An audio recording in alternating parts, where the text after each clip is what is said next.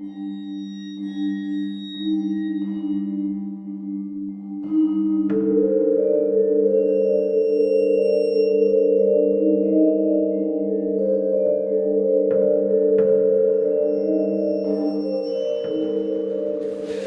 hello, and welcome to Dente Rigamortis. I'm Review Cultist.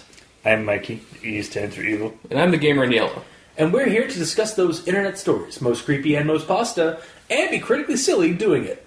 And tonight we have I'm Not Scared. Wait, didn't we do this one last week? Yes, I think a more apt name is I'm Not Scared Anymore. And it's not a sequel. Yes, it is not a sequel. This one is actually by Reece Ayers, Reece Ayers. It's on Creepypasta.com, so you can check it out there. And I suppose we'll just kind of go into the rundown of this one. So, our narrator man, because he's the only one of the entire group. Oh no, we do get a narrator. We do get a narrator. He says his name really early on. Oh my god, Daniel Lockwood. He is not a narrative. Holy crap! Sorry, I apologize. So Daniel Lockwood. Yeah. Holy shit! We don't have a narrator man this time. Nope. He is called Danny. He's typing this all up with trembling finger and like teary-eyed, trapped in like a crevice somewhere in the wilds of China, and he's telling his story because he's about to die, or but he's not afraid anymore. Or he's not afraid yet. Wait, no, sorry. He's not afraid anymore. Yes. There we go. You just said the correct one, then corrected yourself incorrectly. It's fine. And he decides he's in a hurry, but he's going to lay down the entire like situation that's happened up until the point where he's in this crevice. And so basically, him and his friends live in China. He's British, but he lives abroad in China, and they're all adventure types.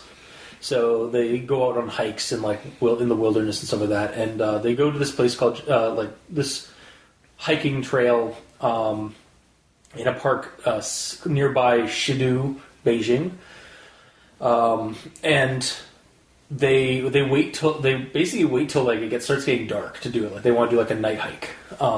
Much to I don't know if they wanted to, but they wanted to get there later than what most people do to avoid the traffic. To avoid the tourists and the other foot traffic on. But it ended up being a little bit later than what they thought. Yeah, and they told the cab guy, or they told their cabbie that they'd be back around 9. Although he's a bus driver. Yeah, bus driver, sorry, yeah, the shuttle guy or whatever. That they'd be like about 9 o'clock, but that's definitely been over that time. And they start hiking through, start marching through, past all the people that are leaving, much to the, worried and, surprised glares and stares of people leaving the hiking area.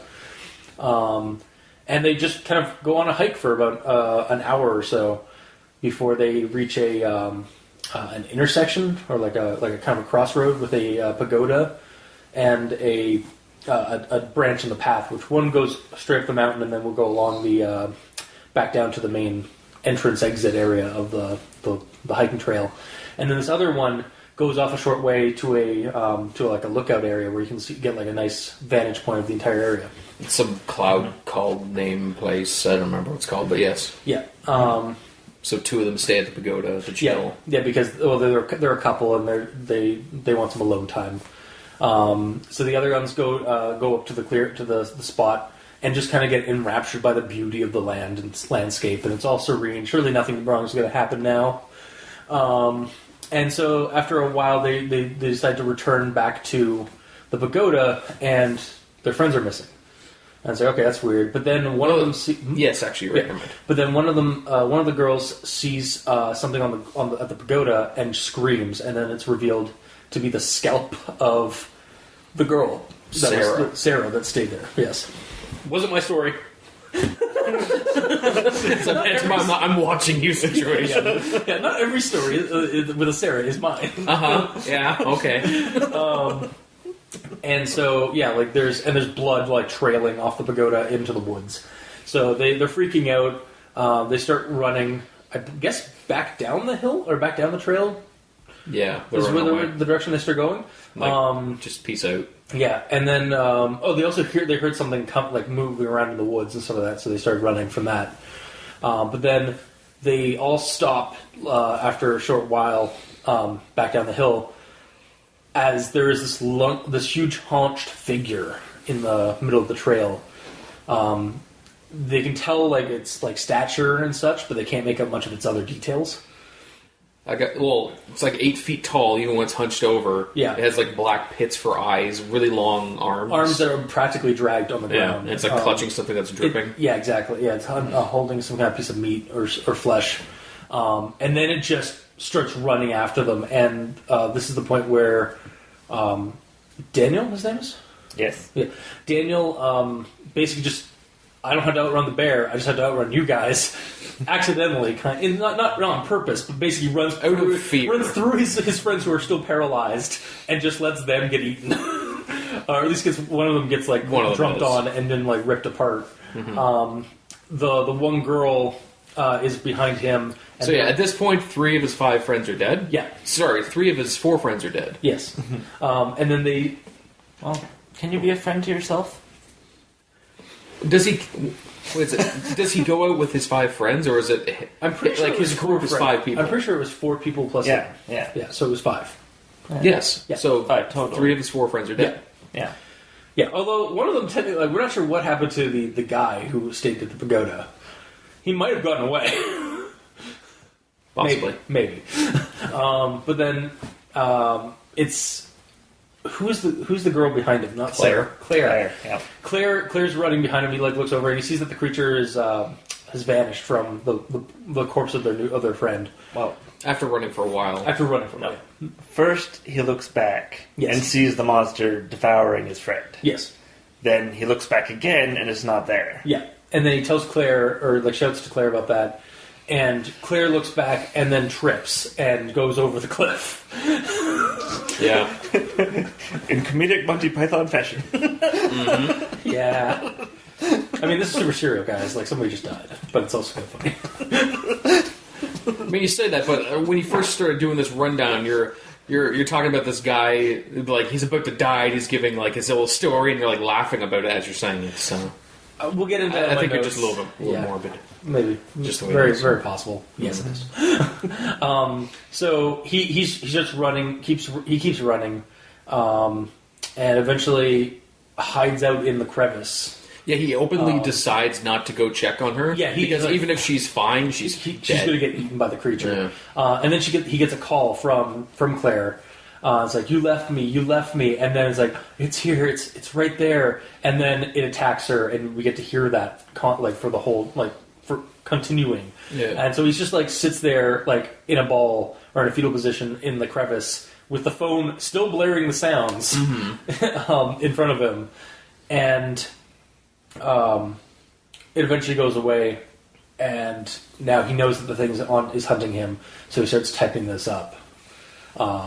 And then that's when the creature has finally showed up behind, in the entrance, beside the bush where the crevice is. You can see it through the shrubbery. Yeah, he sees its scaly legs. I've said scaly. I think it said scaly. I think it was thin and pale. I literally read it 3 minutes ago. ago. But I remember that being a thing because it was a descriptor for the creature. I can see it's. Oh yeah, I can see its pale, scaly, thin legs. Yeah. And then, how does it end? Does he just sign off, and then that's basically it? Pretty much, he's just I know it's here now, but I'm not scared anymore. Yeah, pretty much, because it's gonna get me. Mm-hmm. Yeah, and that's basically how the story ends. It's just the last will and testament of Daniel Lockwood. Yes. All right. So, with that, everyone expects the Grammar Inquisition at this point. So we have this quote. Please forgive my. Yeah, we start off with this. I'm going to start off with this quote here. Please forgive any spelling mistakes or nonsensical ramblings. My vision is slightly blurred and my mind abundant with unimaginable horrors. All right, I will, but that doesn't mean I'm not going to correct them. So the next one I have, starting with, It's also famous for its rich and colorful folklore, an area of Asia that often attracts cryptozoologists from around the globe. Cryptozoologist is just one word with no hyphen, whereas there's a hyphen between crypto and zoologist in the story. All right. The next one is, you will eventually and undoubtedly come across an aspect of that culture that is often a very defining and unique feature. Fairy tales and stories about beasts and bogies that hide in the forests and under your bed. Fairy tales is 2 words, not one compound word, as it is in the story. Just really leaning into the nitpick nook here. Have you paid your rent, by the way? No. You probably should. No, I got squatters' rights. I don't know, man. The next one. It wasn't much of a detour, perhaps 10 minutes each way, but a tiring walk nonetheless. Oh, sorry, I corrected myself. It wasn't much of a detour, perhaps 10 minutes each away, but a tiring walk nonetheless. So it's just supposed to be way, not away. Like 10 minutes each way. And then the next one. I couldn't quite make out any defining features. It was far too dark to pick up on anything other than its overall size and shape. So I might add other, as in any other defining features. What does it say? As it is, it says, I couldn't quite make out any defining features.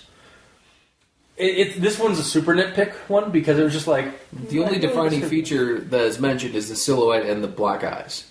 Yeah, but I mean, like I couldn't... But, like, that's mentioned beforehand, like, prior to this. So it's like, I couldn't make out any other defining features. Oh, before that sentence, it didn't say any defining features? Yeah. So, just any.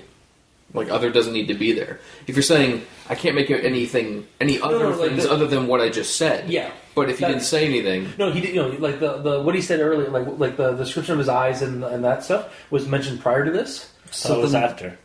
So this is after the first description. Yeah, saying, sorry, yeah, that's right. Yeah, sorry. So then there's no problem. I feel like any other would have worked better than just having any defining features, because you just described some other features. Yes. Yeah. Again, it's a nitpick. It was just kind of like, I think that sentence might work a little bit better if you had that.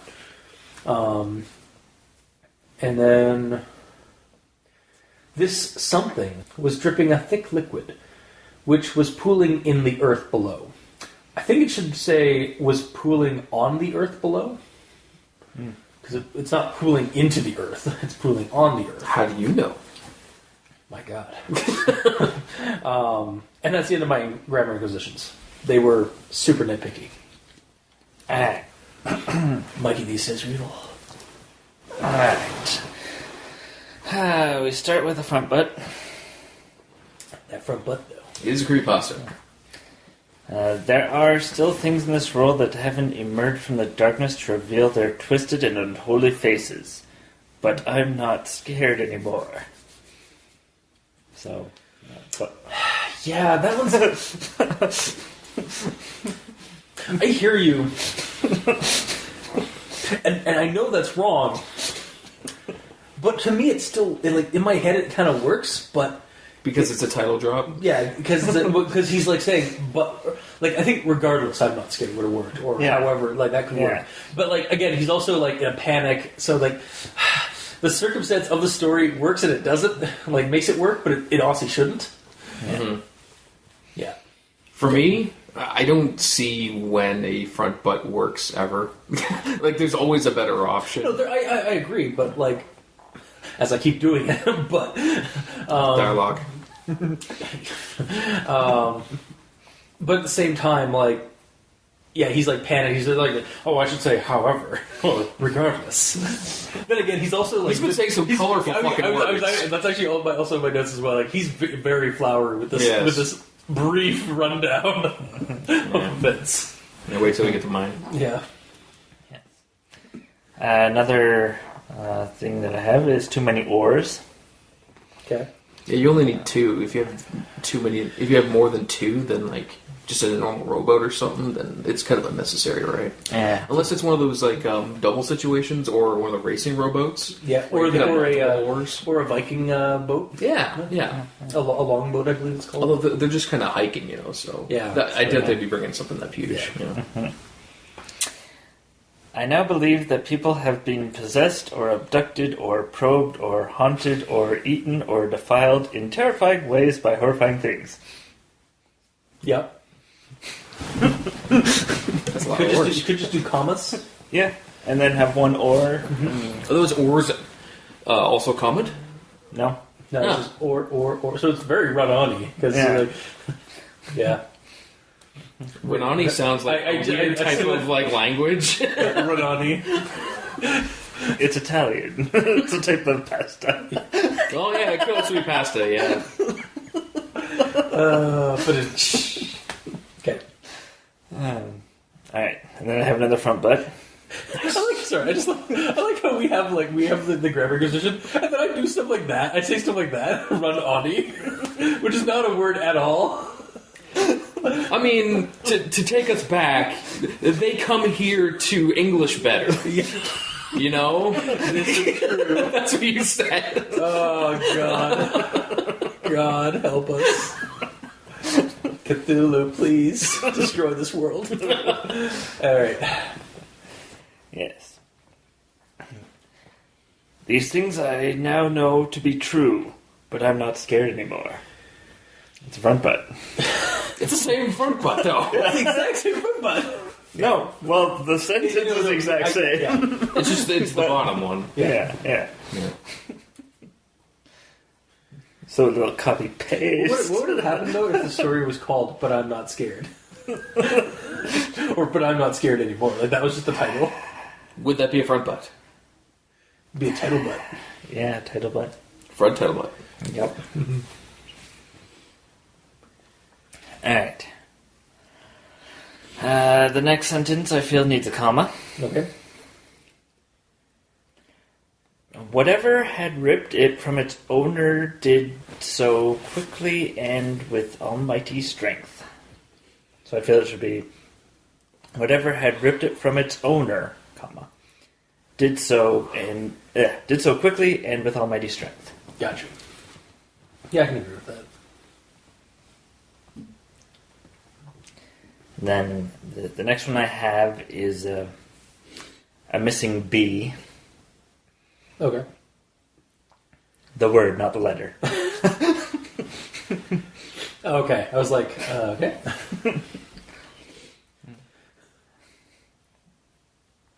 Fear is a horribly difficult emotion to describe. It does things to the human body that can trace back to the earliest species of man. I think I remember this, but I somehow missed, I forgot to add it in my notes. Yeah. Yeah, can be traced back. Yes.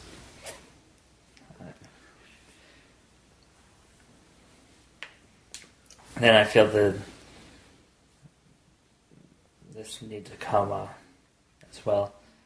The path in front was again long and narrow, so there needs to be a comma at front where I had it there when I said it. Okay. There's no comma in the sentence. So the path in front was again long and narrow. Like the path in front was again long and narrow. Mm. Gotcha.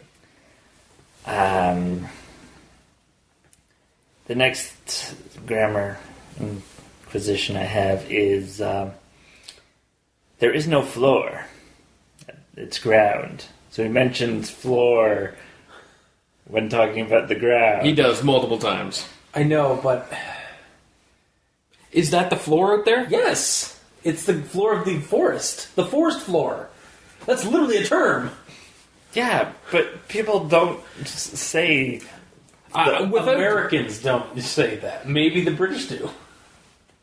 Well, if they had said the forest floor when mentioning the floor... I mean, without looking it up, I could have swore like the whole the forest floor situation is in regards to like leaves and such all over the ground, not the ground itself. I'm pretty sure it's ground too, but Like the dirt is the ground. Yeah, but I mean, again, technically, like the ground is also like it is floor is more simpatico with like interior, so like exactly. like and when you're outside, you're not standing on the floor; you're standing on the ground. Yeah. So he's right. To a degree, from a certain point of view. 100% degrees. Degrees situation. 360 degrees all the time. It works every time. Yeah. Okay. So its arms and legs were massively out of proportion to its body, almost stretching all the way to the floor. When he's outside. Yep. Yeah, I suppose it would be ground. Yes. Do you have any more floor-related ones? I think I might have... Yeah, grab the other one. Do you want me to just get that out of the way? Yeah, because I was just going to read it if you didn't. I ran until I could physically run no more and collapsed in a heap on the floor. Wow, he rhymed. Then everyone walked the dinosaur. But you missed another one. Jay's mangled corpse still lay awkwardly on the floor. How did I miss that one? You have dishonored your cosmic family. Perform Sudoku.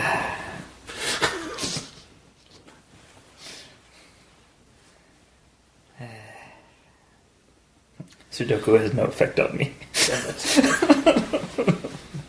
Then it references floor again at the end, where it's talking about his crimson-stained claws hanging freely by its side, almost touching the floor. Which is also the exact same way that it described the claws earlier. Yeah. Mm-hmm. Floors, man. Mm-hmm. How do they work? Alright. They're like magnets. How do they work? Yeah. Alright. The next one that I have, I've decided to call it a story stumble. Okay. Oh, new term. Which is for when there's something in the story that you stumble over. So it's like grammar. Oh, yeah. Yeah. Yeah. I think they're not describing something well, and you're like, wait, what? Yeah. Yeah. So, this is when he's running away. He looks back, sees Claire. Yeah. Then he looks further back, past Claire, sees the monster eating Jay. Yeah.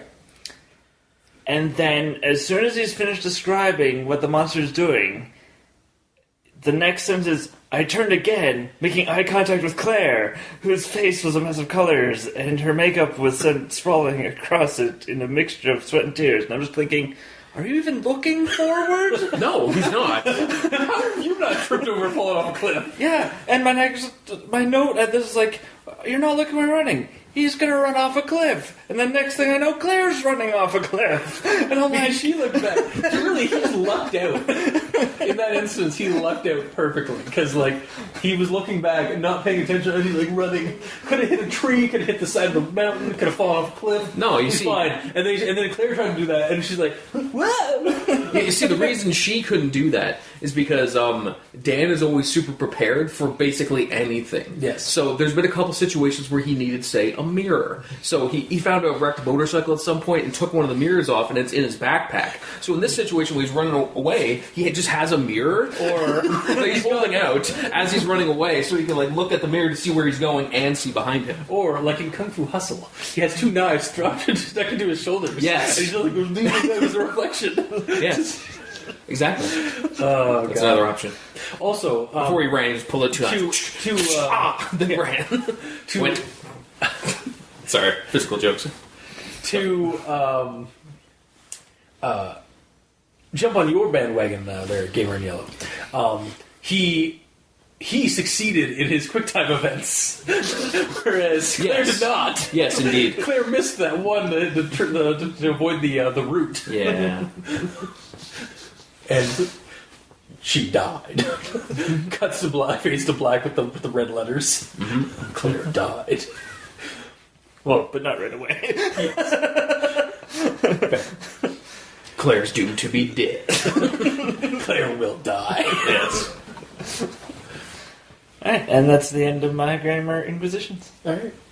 And my floor-related input was all I was going to mention. Okay.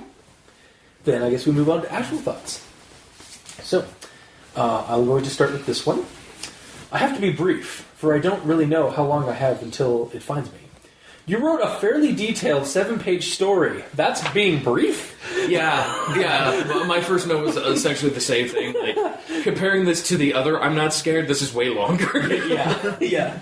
And then I have this. But I'm not scared anymore. To quote, my fingers are trembling as I quietly tap away at the touchscreen, and tears are flowing heavily from my eyes, creating a satisfying patter sound as they slam against the smooth surface of the tablet. Trembling and crying are symptoms of fear response. Just to hang out in the nitpick a little bit longer. He can say he's not scared all he wants. Yeah. Doesn't mean he actually is. But his body is reacting. Also, would tears be like that, or would they kind of cling to your face way more? No, it's like blubbering, like they've been streaming. Well, I understand that, but for them to fall directly on the tablet, he would have to be facing the tablet. No, he's probably like this, like... Exactly, but look at your angle, they're 45 they, degrees. They'd be like running down and like hitting your shirt. The only reason they stream down your cheeks is because you're like this. But if he's like down like this, they might start like just dripping. Yeah. Because that's how gravity works. Gravity doesn't work. It's like magnets and floors. It's science. I can't hold on to science. Yeah. And then the next thing we have, we only passed a handful of others, who shot us yet more disconcerting looks as we strolled past them in the fading sunlight. Areas of the mountain had already been swallowed up by the shifting shadows. Other sections were relishing in the last few minutes of luminosity. See, you say you don't have long and need to be brief, yet you flourish your writing with flowery prose. Though, by the way, don't get me wrong, I enjoyed reading this. It's very nice writing, for the most part. Just, it seems like the message of haste from the opening isn't getting across elsewhere in the story. Yeah. Yeah, that was that part. I was just like... Can you reread the start of that for a second? I want to do something. Just reread what you started saying. Okay. I'll tell you when to stop. We only passed a handful of others who shot us yet more... Stop. Okay.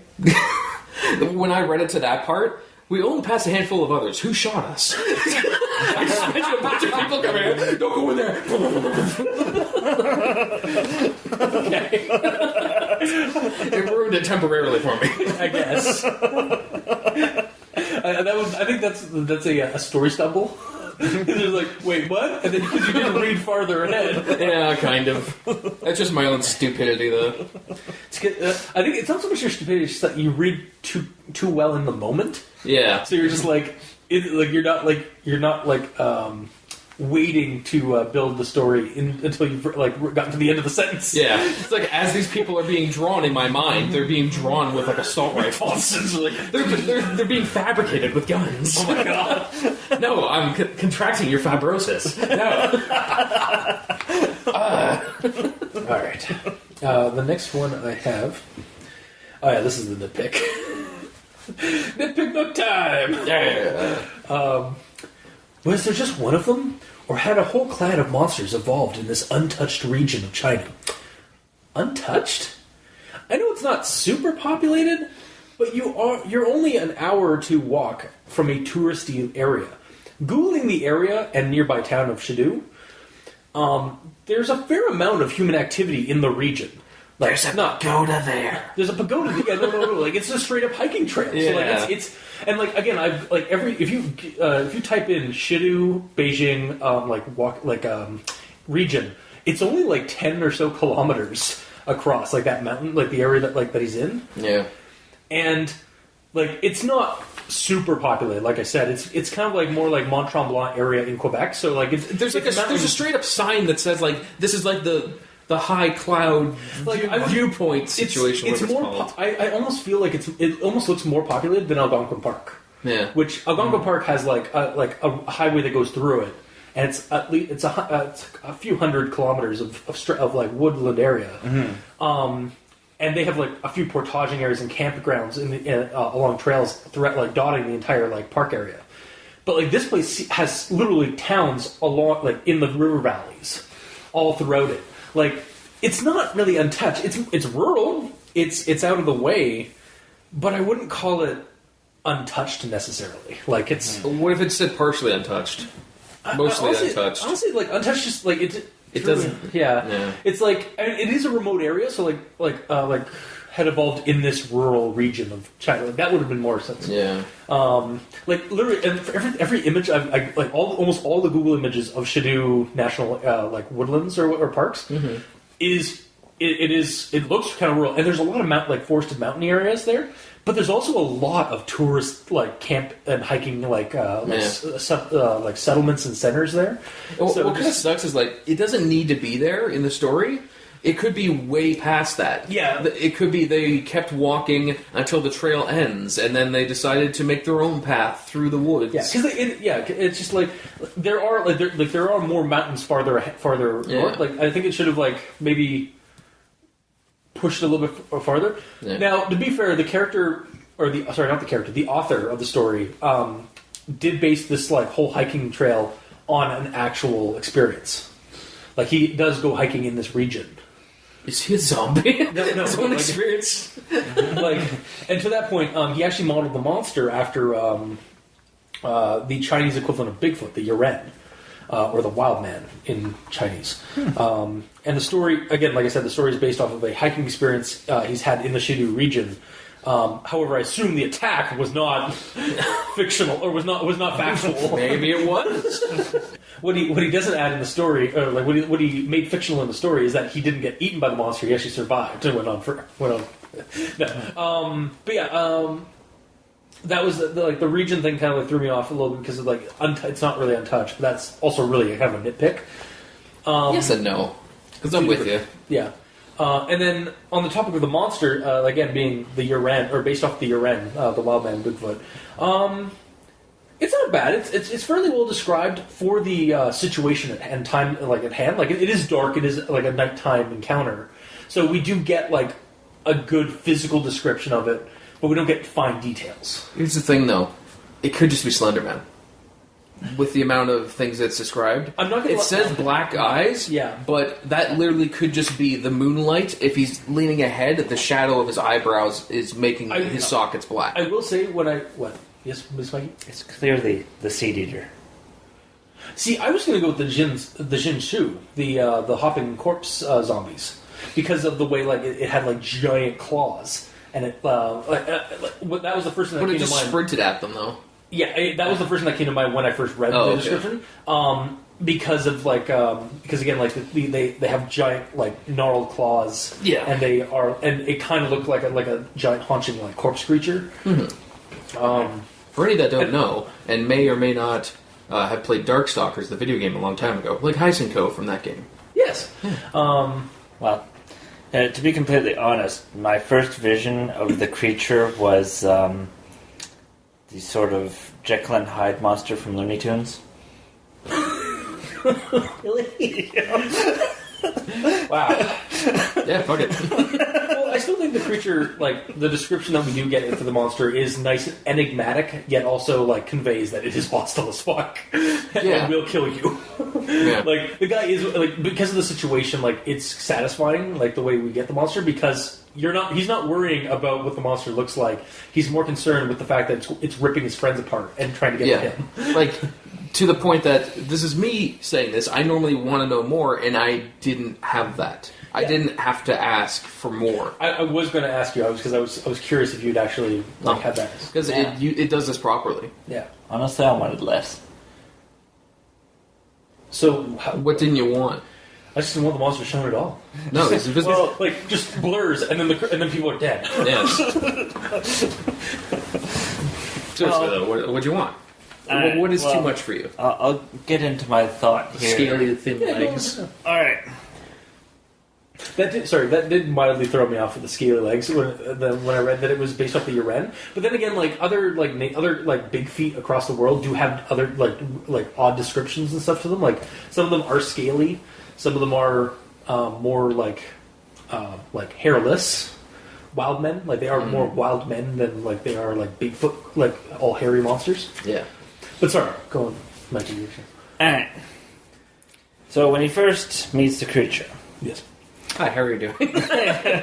I'm going to kill you. Oh, okay. Ah! Roughly 100 meters along the trail stood, or rather hunched, a figure. It was far too dark to pick up on anything other than its overall size and shape. One thing I did notice, however, was that it was clutching something in its right hand. This something was dripping a thick liquid which was pooling in the earth below. And I'm just like... That's too much? That last bit is too much. Like, I can only discern its figure, yet I can accurately describe that something is dripping. Unless it's holding something and it's just pouring. Like, it is... just It's pouring figure as in the silhouette. Yeah. Yeah. So if he was holding a sword, that would be part of its figure. Or like, Or its if silhouette. it's not like, it may not be holding the thing or whatever, like the flesh piece or whatever, like over like in front of it. It might be holding it like. That's what I assumed. That's kind of what I assumed. Did you assume he was clutching it like this? Yeah. Oh, yes. Yeah, I assumed that he was just like hunched over like that. Awesome visual aid here. Just You guys can see, right? Yeah, just hunched over with his like arms like by his side, or not Yes. not by his sides, but like outstretched from his sides, and so like the hunk of meat or whatever is just like in one of the claws, and you just see it. You could see it dripping as he's just like hunched over like that. I imagined him T-posed. Yeah. T-posed,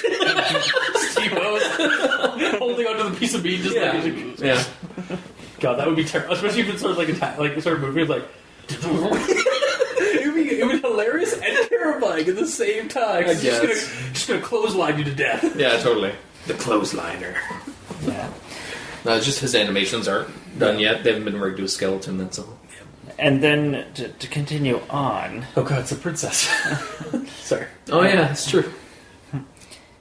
It could have been as much as several minutes. I can't say for sure how I knew it, but I was certain that I was staring into whatever it had instead of eyes. Dark voids occupied the space, a shade of such complete blackness, it was unnatural. At this point, he's still 100 meters away. Okay. And explained that he can't make out. He's being flowery. He can't. He's not actually. He's not sure if he's actually staring at it. It's just that kind of genre thing that people have. It's like where they just can feel that the thing is staring at them, or that they're staring dead in its eyes, like because it's staring directly at them. It's right here, Ray. It's looking at me, kind of thing. It's also that whole like shock situation when you see something, it's like burned in your Deer in the memory. headlights, just like Well, partially that. Okay, so deer in the headlight situation. He's sitting there staring at it for several minutes. Also, just the shock of seeing it, even if it was just for a split second, that'd be burned in your mind. and that knowing image. and realizing that it has killed a friend of yours. Yes. like that's trauma as well being put into your psyche. Yeah. That being said, the eye situation, because it was so dark apparently, and you Yeah. can still see that. Yeah. If there was like... but here's the thing. You could fix it by adding more words, which you don't want. Yeah. It would be like if the little bit of moonlight coming through the trees... Cast no light, cast no light over its face. Okay. It was just shadowy black pits. No, but it would need light to know that. If there's no light on its face, you can't tell that there's black pits there. we get to There needs to the little bit of light coming through the overbrush. Put a little bit of light on its face to see that it had no eyes. Yeah. But that's all I could tell from this distance. Mm-hmm. Then it ran towards us and clotheslined us to death. Yeah, yeah. I didn't have to outrun it. I just had to outrun my friends. And also, point of note, like we don't know exactly where the eyes are on this creature. He could have eyes on his butt, because front butts do happen. That's true. I mean, The okay, front butt. this is China, not Japan, so I can't clarify. I can't just say, well, it is a yokai, because yokai could be like something. A yokai could possibly be like that. But I know maybe there is a Chinese monster that has eyeballs on its butt, but just got to shit in everyone's tea. All right. Delicious. That How's your tea, by the way? Did you enjoy it? I'm done. Yeah, exactly. Did you enjoy it? Yes. Anyway, do you have more? Yeah, I just have some more. All right. This one just kind of was a reactionary response to what was said here. It's like a screech, a scream, and a sickening squelching noise bellowed through the speakers. I scrambled along the ground and into a crevice in the side of the mountain, behind a bush, and buried my face in my knees. Indescribable sounds continued to stream out of the mobile phone, which I had placed on the ground in front of me. Turn that shit off! Jeez, you're being hunted. I know he's traumatized and in shock and freaking out, but have a little bit of survival tactic or survival instinct. He's already checked out. Yeah. This is probably the last human contact that he's ever going to have. The screaming horrible sounds. Yeah, and like again, like I understand, like that's like he's checked out at this point, but like it's like God damn it, turn that off! Like just like my inner like survival instinct is just like no, you're gonna be quiet. That being said, he can still have other human contact. He has Wi-Fi. He has freaking. He has mobile data to the point that he could post this. Yeah. Mm-hmm. He could have just hopped on Skype. Unless he just saved it and then like somebody found it like a few weeks later or a few days later. Didn't say that. I know it didn't, but there it is. And then we get to my last of my actual thoughts. I'm not scared anymore because I know it will all be over soon. Is it really not being scared if you accept your fate? Not actually poking fun at the story's like premise here. I'm just kind of inquiring on the matter. Just like, aren't you still technically scared if even after you've accepted the fact that you're going to be killed by this monster? Like, or does that give you like kind of a sense of like I'm going to die on my own terms kind of thing? Like, so it doesn't even have that kind of thing, which usually that's what follows. Is that he's like, well, I'm just going to go out there and face it, kind of thing. Go meet him on my own terms, kind of thing. Like that's usually he's accepting his fate and choosing to not be hunted anymore. I guess, yeah. To not just be something fun for the creature to chase. Yeah. So just I'm here. Yeah. You don't kill me. Go ahead. Because inside he's still scared, and him saying he's not scared doesn't mean he actually isn't scared. Trying to tell himself or like trying to reassure himself that like what it is. This is fine. This is fine. Everything's on fire around you. This is fine. Yeah. Everything is fine. That's exactly what it is. Yeah. Well, the problem is the fight or flight. Yeah. He ran away and then decided, well, I'm not running away no more, but he's not fighting. Oh, no, there's actually a third one to that. Fight, flight, or fugue. Which is do nothing. Yeah. Which is what he naturally did earlier. Which is what he did earlier, and then he got it again when he... Yeah, so that is his natural response. Yeah. Is to go, Yeah. Because that's what he did at the start. Yeah. So he just reverted back to that. For all we know, after hitting send or dropping his tablet, he could have ran when it actually made a move at him. That's just true. out of response. It just wasn't set. You know what he did? What? He used the tablet and smashed the guy. Then how do we have a story? He sent it before he did. Yeah. And I mean, iPad glass is pretty sharp. Yeah. So it's a makeshift weapon. Uh-huh. I personally would have probably gone for a rock in the crevice, but... It's expensive. Yeah. There's a free weapon or your expensive weapon. Yeah, that's fair. Yeah. And one is like more aerodynamic for like throne use. Yeah. And kind of easier to hold because the tablet's like really thin. You'd be like, Fair. it'd be weird. Okay. So that's my... That being said, even if you did hit him with that, he probably died anyways. Yeah. This thing has the ability to rip entire skulls off. Yeah. Yeah, like just... like... Yeah. That was pretty disgusting.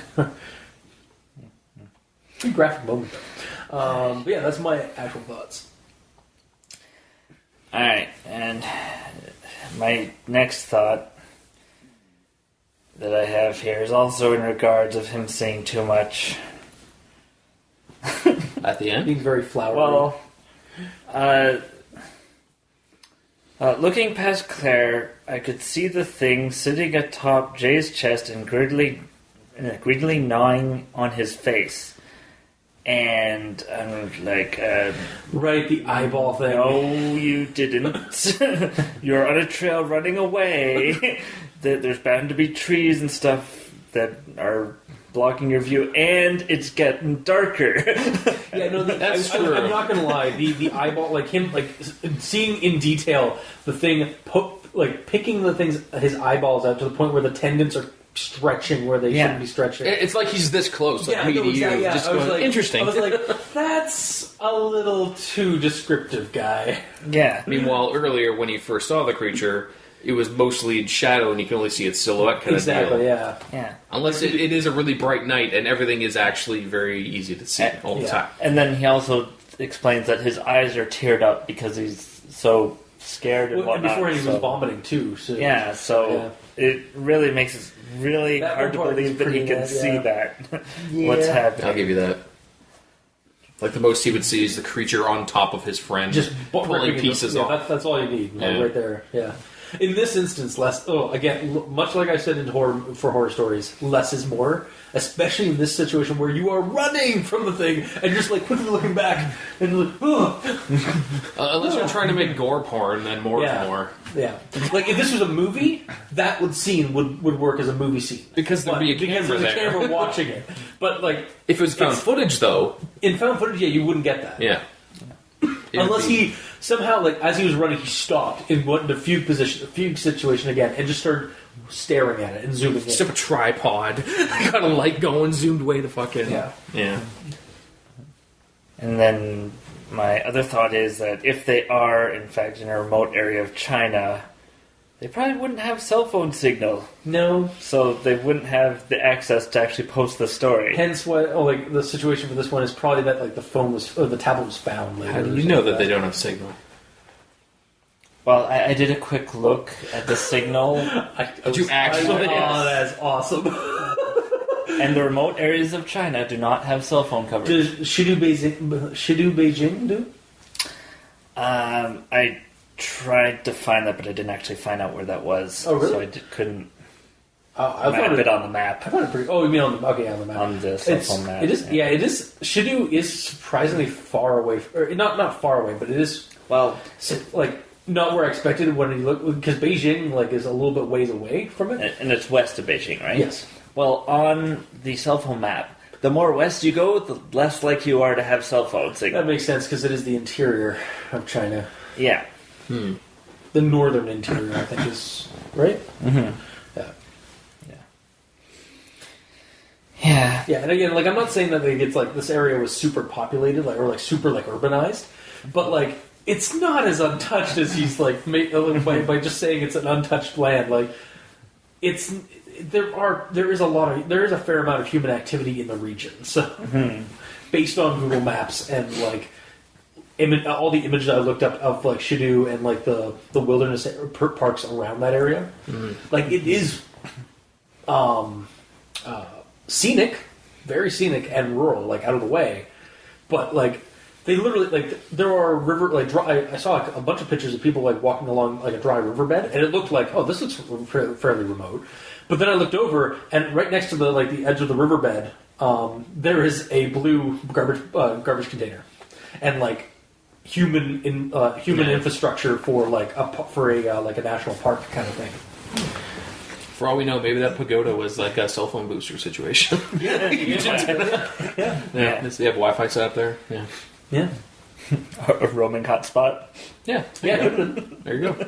Done. Especially in like this day and age. I don't know when this story got posted. But It's being written on a tablet. It's yeah, that's an relatively new. iPhone tablet. Yeah. Yeah. So Well, it said the date of 2013. Oh, you're right. Yeah. So 2013 is fairly modern. Yeah. All right. So my final actual thought here is that at one point during the story, the author says, "Oh, you don't need backstory in regards to his friends," Yeah. and then because we don't get any backstory, their deaths mean next to nothing to the reader. They're just honestly like they're we know enough that they are slasher movie fodder. Yeah. Like, that is really what they are. This is the opening scene to the movie. Honestly, no, this isn't even the opening scene. This is really just kind of, this could, like, honestly, this entire, like, the way it's written, like, in terms of how, like, flowery and, like, how much description we do get, this could just be, like, a relatively short slasher flick. Mm-hmm. Like, not quite like, the first, like, kill scene, but, like, most of the movie, basically. Or, like, the synopsis of a slasher flick that you could, like, expand on later.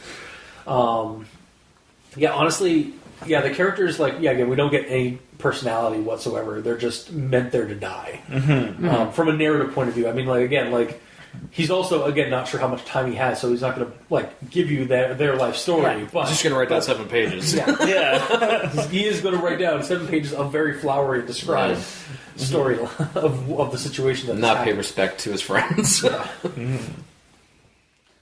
I get what you're saying, though. Yeah. Mm-hmm. Right. I suppose my turn. Alrighty then. My first note is the whole have to be brief, and yet it's way longer than the previous one. Quote unquote previous one. I know they're not related. But yeah, the first whole paragraph has quite a lot of information jammed into it, and it just made me wonder if any or most of it will be used. Like his like parents' name and like all these other things about this character. Yeah. I guess right now is it like this is me. I'm putting this down like for so you can identify who wrote this and like who died here, kind of thing. Like my mother's name is Deborah Lockwood. Well, yeah, I guess that would like 100% clarify that's who it is. I'm typing it on the iPad. That's the time, the date, the year. I'm unsure my exact location. Somewhere south of Beijing, border of blah blah blah. Either way, it's a lot of information. Yeah, it's more honestly like that first paragraph kind of to me like is just like him getting that information down so that the authorities, if they ever find his body or find this tablet, they'll know like who did it, like who was here, who the victim was.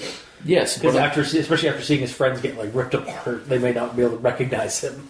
Yes, but that being said, the hurried and rushed information dump of this should be what the entire story is. Yeah, the rest of the story is just basically like an actual story. Yeah, which normally is fine, but in the context of the reasoning that this is written down, it's not. Yeah. But at some point during this intro situation, it says the purpose of this final entry is to reveal the truth. And that just made me think, final entry? Am I missing a whole series of episodes before this? I don't understand. No, just his final entry, as in his final words.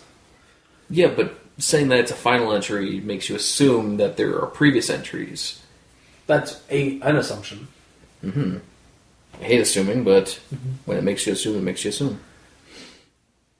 But either way, reading through it, I'm at 4 paragraphs and an intro, and so far the story is kind of finally beginning. 4 paragraphs in. Yeah. So, brief, eh? Alright. Then I keep reading. 8 paragraphs and an intro in, and we know that he and his 5 friends are spelunkers in China. Brief, eh? Yeah, yep. 11 paragraphs and an intro in, and we know him and his 5 friends are spelunkers in China, and they just got off the bus to start the hike. Brief, eh? 20 paragraphs and an intro in, and we know that there's 5 friends that are spelunkers in China, have arrived at the trail, lost 2 of them, and the creep starts. Brief, eh? That's when it starts, 20 paragraphs in. Yeah. It's not brief. No, it really isn't. I really wish it was brief, though, in this one situation, because it's meant to be. Yeah. Or at the very, honestly, like if you're gonna do like this, maybe get rid of that whole like I need to be brief thing at the beginning. Like, remove that. Either make it brief, or remove that. You have to be brief. Yes. Or like I'm writing this, I'm not sure how long I'll have, but I'm going to write as much as I can get down. Like that way, it's not saying that you have to be brief, and so not contradicting yourself with your flowery pro, allowing you to still do the flowery pro because it is well described and well written, but doesn't break the immersion that you're about to die. So you're typing this like thing. Also, like for somebody who is like I mentioned earlier, it's like please like his comment about like please disregard like any spelling mistakes and so that. despite our like grammar inquisitions, most of mine were nitpicky things, and like the bulk of the story was well written. My biggest problem was the floor situation. Yeah, like This is written better than most creepypasta. especially for something that was like done in like 30 minutes, apparently. Because at the end of the story, he's like, "All right, it's been 30 minutes, and it's a rock." I can't type that fast. Can you on a tablet? No, just like steam coming off his fingers. Well, yeah, because there's water on his fingers because he's been crying onto this. Yeah, trembling. Yeah, for sure. Yeah, that is some like amazing auto-correcting work. Oh yeah, That's a badass like program. He's trained his iPad well. It's like auto-tune, but for writing. It just auto-corrects and auto-writes for him. Yeah, pretty much.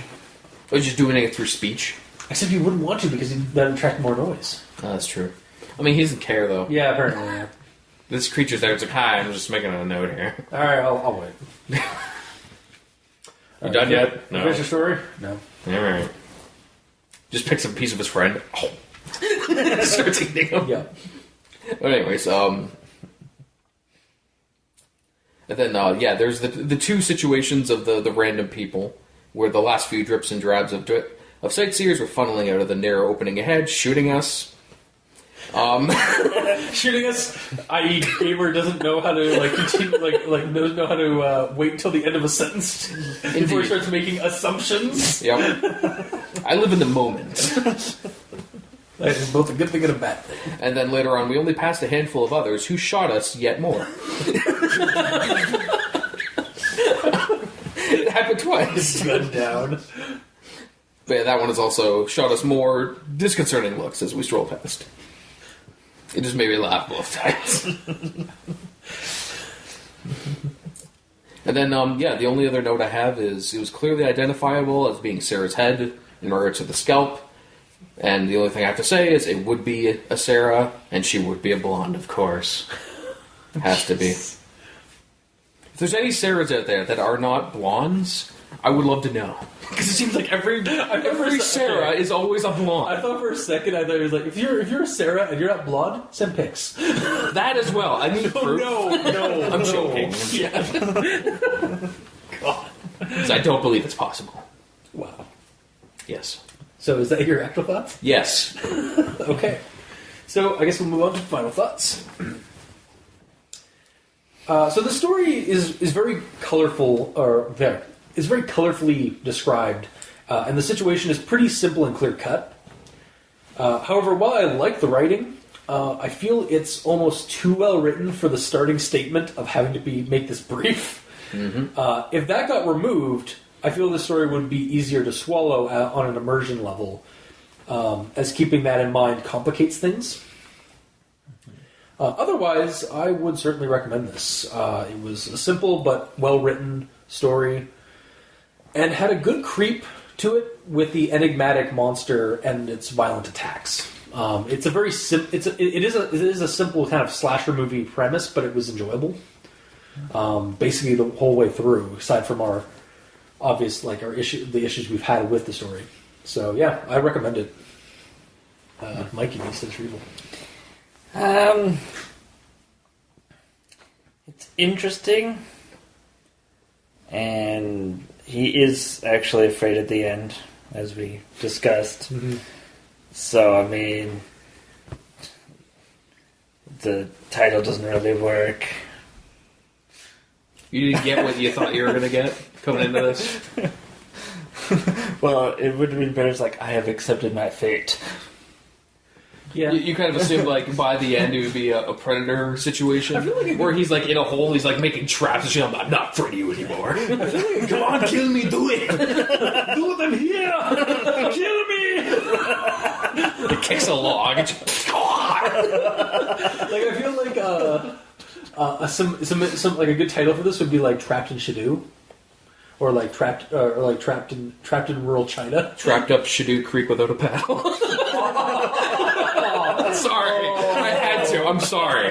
I immediately apologize. We would like to apologize to any of our Chinese listeners. I had to think of something. Shadoo. They have a lot of oars. Oh, that's the thing, though. They already have a lot of oars. Yeah. So they do have paddles. Or like the last will and testament of Daniel Lockwood. That could be the title of 90% of creepypastas, though. I mean, that is not a long title compared to what we have read. I'm not saying it's long. I'm just saying you could take that and make that the title of any creepypasta. Yeah, that's true. Any creepypasta where the main character But you also don't want to, which is like, most of them. Yeah, but I mean, that way, like, yeah, I guess it could also, like, yeah, you might spoil the whole, like, the premise that he is going to die at the end. It doesn't have any... It doesn't bring any originality to the title to say... To give you a hint of what's happening in the story. Yeah. Aside from the fact that the main character dies, which is most creepypastas. The hiking trail horror? Yes, something like that. Horror on the Shidoo Hiking Trail Express? No. Express? Sorry, Hiking Trail Express. At that point, I was ripping off So it's a train that is a mobile hiking trail. Yes. Sorry, I was ripping off Horror on the Orient Express. Which is a Call of Cthulhu game scenario. Yeah. Like... Yeah. It's just like he Still claims he's not scared. Yeah, he is saying throughout the story that he is like he's trying to reassure himself that he's not scared of the what's going to happen because he knows he's dead, he's doomed. And the other big issue I had was him being able to see so much detail on a trail of the monster. Under duress, while crying and running. Yeah, I mean, are these trails all straight? Honestly, from the sounds of it, they're fairly narrow, like even in the wooded parts, and they seem to be on the side of a mountain. Like there is a fall off point. Yeah, there's a fall off point at one side. Yeah, but if they're narrow, if there's any turn in it, he would very quickly lose sight of the creature. Yeah, that's true. Yeah, so they don't have to be dead straight. Yeah, and or like, very sparse. Unless there's a stretch that's just like super straight. But yeah, that doesn't seem correct to me. Mm-hmm. Or just despite the word length we got, we didn't get enough descriptor of the forest. Yeah, to know the actual kind of feel of it. Yeah, how much he light is does getting kind in. of say like they walked for about an hour. So you like kind of as an audience we're left to just kind of come up with our own like bland or our own like kind of overall description of like and so they walked through the forest. Yeah, but it just made the forest seem like our forest around here. Yeah, unless you actually look at Shadoo, which honestly like that riverbed trail looked really cool. Like that would have been a cool like. Also, you're finding pictures of areas where people have been and taken pictures of. Yeah, they're in the untouched area. Yeah. Except there's a pagoda there. There's human trash. It's just for Wi-Fi. No one actually goes there. Yeah, it's preemptive. They were going to have a full-on hiking trail go up there, but then the creature would say, "Oh, we can't do that." Okay, I mean, the SNTF is like, "Yeah, we're just going to like cordon this off." Yeah, exactly. Yeah, you get it. The Chinese division of the SNTF. Of the Supernatural Task Force, of course. Yes. The pagoda is actually owned by the monster, and they touched his stuff. And he's very territorial. Oh, yeah. That's true. He's got a treaty with the SNTF, so that like if anybody goes into his turf and touches his stuff, he has full rights to kill them and eat them. Mm-hmm. Mm-hmm. Or the boyfriend is somewhat of a shapeshifter. The boyfriend is the monster. Yeah. The whole time. Yep. Yeah. But he vanishes. We don't even see what happens to him. There's no.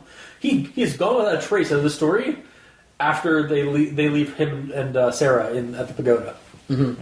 It almost seems like it would be a good situation if, like, early on in the story, they mentioned that like they all got like a fucking tattoo on their ankle or some shit, and then at the end of the reveal, instead of the scaly skin, there's some identifying mark of him. His tattoo. It's like the weirdest thing. The creature has whatever the guy's name is. I don't think did he get a name? Is his name? Insert name here. Yes. It's like his tattoo. It's like bum bum bum. Mm-hmm. Or that you could have had an easy thing, like they stopped for lunch and the guy ended up was the only one who had the special. Yeah, or at the beginning of the story. Really? Or at the beginning of the story, everybody's having food. It's like, no, I'm not that hungry. I'll eat later. Yeah, exactly. Wink. Huge cartoony wink. Yeah, like, I'll eat later, guys. It's fine. It's like, huh. Yeah, that makes that that'd be a really cool twist. By the way, just by the by, that would be pretty awesome. Yeah, and that's more than doable because like there is a lot of stuff in this story that you can take out to put in important stuff like that. Yeah, or also like because there's a lot of flowery, just nothing happens situation. Well, yeah, but there's also there's a lot of like theories that the guy's like kind of throwing around. Like it's like, oh well, like is this creature like? Is there just one of them, or is there more of them? Have they evolved in this untouched region of China?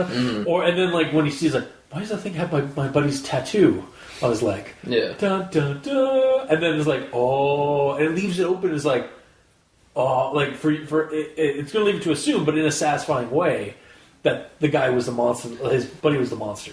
Oh, there's no assuming there at all. No, if there's an identifying mark, it's very clearly that he's a monster. Yeah, no, whether or not he got turned into a monster by the monster, or he has always been the monster. Those are questions that are fine to leave. Yes. Yeah. Yeah. So, as it is, I do not recommend. All right. All right, if you want. All right. All right. He got annoyed by it. That's fair. Because of the amount... I'm fine with his answer. It's just... Alright.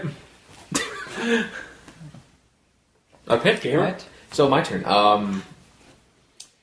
I'm agreeing with both of you in different ways, because... Let's all go to prom. Yeah! No, because, yes, he did say it is... He has to be brief, and then immediately doesn't be brief. Yeah. I get it. Okay, and the story's well written, and I like that, but it's supposed to be brief, so technically it's not well written. The way I would do it, if he was doing this and saying, I have to be brief, I'll get down as much as I can. And then he starts with, my name is blah, here's identifying stuff, and then immediately just say, I mean, it does give it away, but in that situation for immersion, you would sit down and say, there's a monster in this area, he has killed all of my friends, I'm the last one left. This is what he looks like, this is the time that he attacked us, and then start going into detail. It does ruin it, but realistically, that's how you would do it. Yeah. To be fair, I right from the get-go, I knew all his friends were dead. Yeah. I was just reading to see how they died. Yeah, but like 3/4 of the way through, he mentioned that I'm the only one left. Yeah, but I mean, he's the only one left. Like he's the only one writing this. What I'm getting at is, I know he's under duress and he's freaking out and all that, but he saves the actual important information way later than when it should be given away right away, because he doesn't know if this is going to attack him any second. Yeah, it could have started with like giving all this important information, like you said, and then like you said, like there's a monster stalking me. It's killed my friends, and now here I'm going to write down as much as the situation as I can in detail now, and then we get the rest of it. Yeah, and because he's constantly being hunted. Honestly, this would be slightly... This is the second time I've said this somewhat recently.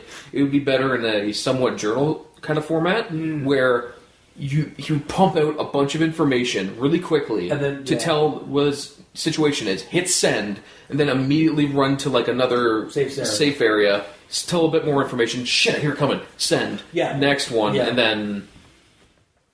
Yeah, either keep it brief, or languish it. Yeah. So, but that being said, it wasn't like that. And the monster is kind of bland. He's just kind of a I'm not going to kill you monster. I mean, that's most monsters. Yeah, but I don't like that. I want them to have some sort of originality to them. When you make them really bland, there is a lot of crossover, and they could be any other monster from any other creepypasta, which makes it less fun. So, but I wasn't pissed. I didn't need more information on the monster. The setting could have been described a little bit better. So what I'm getting at is there's a lot of good and bad here, and the story didn't piss me off. So I'm going to give it just like a 50% situation. Yeah, because I didn't hate it. It's just it's there. There's a lot of things that bugged me about it, you know. And it could be better in a lot of ways that we've already discussed. Yeah. That being said, if you don't mind sitting down and reading a standard kind of slasher creepy pasta story, go for it. Mm-hmm. I think. But if you want to get immersed, don't. Yeah, I will say one thing for it. Like I said earlier, and like you said, it is a simple slasher movie premise kind of situation. But because of that, I think the location, like the fact that it's in China, and so that, and like the detail that we do get of it, do kind of, for me anyway, it kind of made it separated it a little bit from just a standard, boring, like, slasher movie story. Okay, it's in China, but it's still out in the forest in quote-unquote untouched territory. I know it's not actually, but regardless, how different are trees and dirt and grass over there compared to here? I don't know, it's just like that imagery, like, captured it a little bit more for me than... I just saw it as a forest. That's fair. All right. And the creature is just kind of the creature. Yeah, and it could have been a dragon. Think of all the Chinese dragons. Yeah. I guess I don't. It was just too bland for my tastes. Mm-hmm. That's fair. All right. Like it's been done before, you know. Yeah. So. All right. Well, that's it for tonight. So if you like what you heard, or if you didn't, leave us a comment in the comment section below if this gets posted. We are on Facebook, YouTube, and Tumblr. We are also on iTunes and other streaming channels. So leave us a rating and review and help us spread. You can also talk to us on Twitter at ReviewCultist. The E stands for evil for Mikey, and the gamer in yellow, but without the W because, well, Twitter hates him. You can also leave us emails at aldenterigamortis@gmail.com. That's ALDENTERIGAMORTS where you can also send us suggestions for other creepypastas you'd think we should discuss on the show. If you'd like to check out the title cards for each episode, you can go to crazonstudios.tumblr, Crazon on deviantart.com, or on our YouTube channel, Al Dente Rigamortis, where we have each episode together with the title cards as a visual. If you'd like to help support the show, you can become a patron. Go to Al Dente Rigamortis on Patreon and select the backer tier you'd like to support us at, and get some extra content as our thanks. At the $5 tier, we have early access to our regular show on Tuesdays before it's released on Thursdays. And my two co-hosts have a show of their own. Al Dente Reloaded at the $5 tier, where Mikey and I go back to the good, the bad, and the ugly pastas that the cultists and the doctor have done in the past, read them, and see what our thoughts are on them. And at the $2 tier, we have some bi-monthly specials, such as Al Dente Real Talk, where we discuss film media that has leanings to creepypasta-esque horror. There's also Actual Play Rigamortis, where we play tabletop games and record them. And they usually have creepypasta themes. And if you can't get enough of my two co-hosts, they have another show on this tier as well. Al Dente Revelations, where Mikey and I continue our thoughts from Reloaded by listening to the actual episodes of the Cultists and the Doctor have done in the past, and see how our thoughts differ on them, and possibly have a revelation while doing so. While destroying that art. As it needs to be. To all our patrons, thank you immensely. You're helping keep those hosting bills at bay, and we deeply appreciate that. And to the listeners and authors of these stories, without you, we wouldn't have much of a show. So thank you too. Until next time, I've been your host, Review Cultist. I'm Mikey. E stands for evil. And I'm the gamer in yellow. And this has been Al Dente Rigamortis. Sleep well.